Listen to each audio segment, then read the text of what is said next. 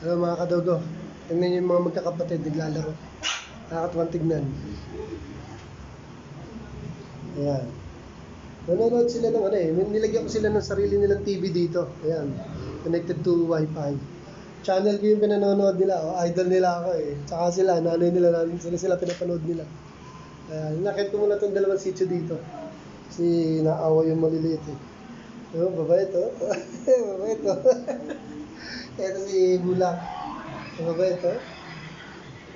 Ang pinakabalbon talaga si Bunso. Ayun, si Bunso ang balbon talaga. Pag lumaki yan, maganda yan. Sarap nilang tignan mga kadogo kahit medyo ako di pa naliligo. Sila naliligo na lahat.